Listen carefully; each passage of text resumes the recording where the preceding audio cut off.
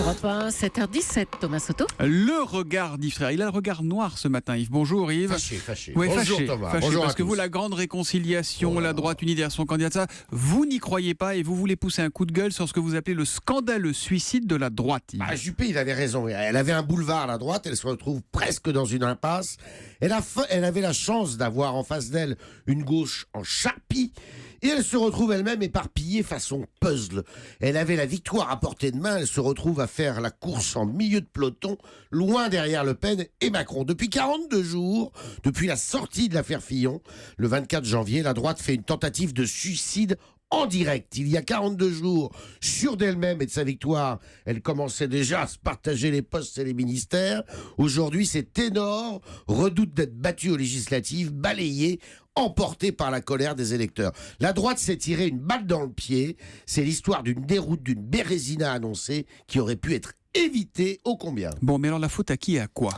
Alors évidemment, à Fillon et à ce que la justice lui reproche, qui n'est plus moralement accepté et acceptable aujourd'hui, il le savait, puisqu'il a cessé de salarier son épouse en 2013, comme par hasard l'année de l'adoption de la loi sur la moralisation de la vie publique et de la vie politique. Depuis le début, sa défense est mauvaise, désordonnée.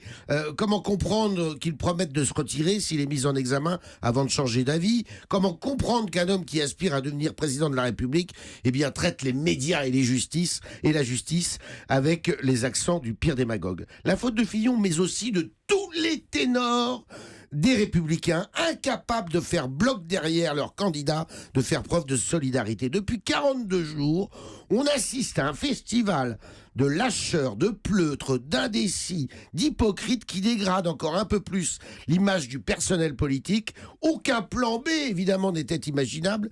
Et le spectacle qu'ils donnent est ridicule, grotesque. Encore hier soir, après avoir claquer les portes, les voilà déterminés à l'unanimité à faire gagner Fillon. Mais quel temps perdu! Ça, c'est pour Gérard Larcher qu'on a vu hier soir. Et tous ceux qui étaient autour de lui. Mais qu'est-ce qu'il c'était ridicule! C'est une évidence depuis le début.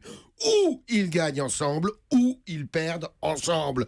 Ils sont bien partis pour perdre, et à la défaite s'ajoutera le déshonneur en raison de leur attitude désastreuse. Bon, mais est-ce que selon vous, François Fillon a encore une chance de gagner ? Oui, ça va vite dans cette campagne. Oui, tout va vite. Il y a encore un peu moins de 50 jours, et il peut encore gagner si, eh bien, les Républicains arrêtent leur comédie. Quoi qu'il arrive, les ténors de la droite devront faire leur examen de conscience si Marine Le Pen arrive largement en tête au soir du premier tour, car ils n'y seront pas pour rien, bien au contraire. Je vous avais dit, Julie, qu'il avait le regard noir ce matin. Je l'ai vu dès qu'il est rentré dans le studio. Merci beaucoup et Merci, à demain Thomas. matin.